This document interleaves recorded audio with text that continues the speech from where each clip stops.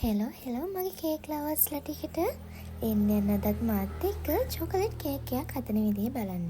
අද නම් ඔන්න ඒ ස්ටෙප් ටික ඔක්කොම පිළිවෙලට දාලා තමයි මම වීඩියෝ එක හදලා තියෙන්නේ. ඉතින් වීඩියෝ එක අන්තිම වෙනකම් බලන් ඉන්න. මට තව ඔයාලත් එක්ක ලොකු කතාවක් බෙදා ගන්න තියෙනවා. මේක ඇත්තටම මට වෙච්ච පොඩි සිද්ධියක්.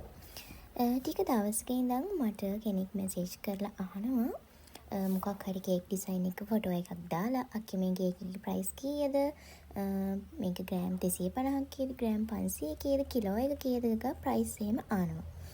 ඉතින් ටික කාලයක් තිස්සේ මෙයා මේ වැඩේ කරා මම එයාට එහෙම ප්‍රයිසස් දැම්මා. ඉතින් මේ ළඟදි දවසකත් එයා ඒ වගේම මට කේක් එක ෆොටෝ එකක් කියලා ප්‍රයිස් අහද්දින් තමයි මම chat එකේ උඩට ගිහින් බැලුවේ මෙයා මේ විදිහටම දිගටම කරගෙන ගියපු කෙනෙක් කියලා. මම පස්සේ එයාගෙන් කෙලින්ම අහලා බැලුවා නංගි ඇයි ඔයා මගෙන් මෙහෙම ප්‍රයිසස් විතරක් අහනවා කේක් හදන කෙනෙක්ද නැත්නම් ඔයාට ප්‍රයිස් ගැන කිසිම දැනුමක් නැද්ද කියලා. ඊට පස්සේ තමයි නංගි මට කිව්වේ ඔයාගේ මම කේක් හදන කෙනෙක් මට තාම ප්‍රයිස් එකක් කෙනෙක්ට කියන්න තරම් නොලෙජ් එකක් නැහැ කියලා.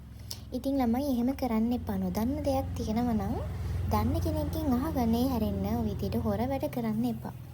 මොකද මගේ ප්‍රයිස් එකටම හැමෝටම දෙන්න බෑ. මම ටිකක් අඩුවෙන් ප්‍රයිස් කියන කෙනෙක්. මොකද මම මේක කරන්නේ මගේ හොබි එකක් විදියට.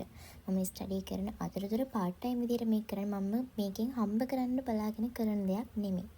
ඉතින් මම ගොඩාක් අඩුවට දෙන්නේ මගේ සාමාන්‍යයෙන් මම මේකට යූස් කරන බඩුවල වියදමම කවරලා තව පොඩි ගාණක් මගේ අතට එන විදියට මගේ මහන්සියට සරිලන්න ගාණක් දාලා තමයි මම මේ කේක් දෙන්නේ. ඉතින් මගේ ගාණට හැමෝටම දෙන්න බෑ. ජොබ් එකක් විදියට කරන කෙනෙක්ට නම් කොහොමවත් ඒක ඒ විදියට කරන්න බෑ. ඒ නිසා Taman දැනගන්න ඕනේ හැමදේම මැනේජ් කරගෙන Tamanට බඩු වලට එන වියදම වෙනම ලියලා ඒ දේවල් කරගෙන කේක් එකට මිලක් තීරණය කරගන්න. ඉතින් මම මේ කතාව කියන්නේ හිතුවේ ඒ විදිහට මිලක් තීරණය කරගන්න බැරුව ඉන්න හැම කෙනෙක් කේක් හදන කෙනෙක් ඉන්නවනම් එහෙම නොදන්න කෙනෙක් ඉන්නවනම් දන්න කෙනෙක්ගෙන් මේ දේවල් අහලා දැනගෙන මේ දේවල් කරන්න කියලා. ඉතින් මේ කතාව ඇත්තට මට සිද්ධ වෙච්ච දෙයක්. ඇත්තට මේ නංගිත් පාවෝ ඊළඟට අහන්නේ ලැජ්ජයි තියෙන. හැබැයි ඉතින් ඔන්න මම නම් ඊට පස්සේ එයාට කේක් එකක ප්‍රයිස් හදාගන්න විදිහ කියලා දුන්නා. ඒ වගේ කේක් එකක ප්‍රයිස් හදාගන්න ඕන විදිහ දැනගන්න ඕනේ අය ඉන්නවනම් මේ වීඩියෝ එකට කමෙන්ට් එකක් දාගෙන යන්න. මම නෙක්ස්ට් වීඩියෝ එකෙන් කේක් එකක ප්‍රයිස් හදාගන්න විදිහ ඔයාලට කියලා දෙන්නම්. ඉතින් ඔන්න මම චොක්ලට් කේක් එක හදලා නම් ඉවරයි. කතාවෙන් කතාව ඒක හදලත් ඉවරයි. දැන් තියෙන්නේ අයිසිං කරගන්න.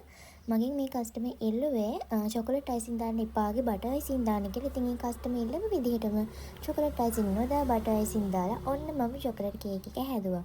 ඉතින් මේ වගේ තවත් ලස්සන වීඩියෝස් බලන්න මගෙත් එක්ක එකතු වෙලා ඉන්න. මාව සබ්ස්ක්‍රයිබ් කරන්නත් අමතක කරන්න එපා. ඉතින් ලයික් එකකුත් දාලා කමෙන්ට් එකකුත් දාගෙන යන්න. බයි බයි.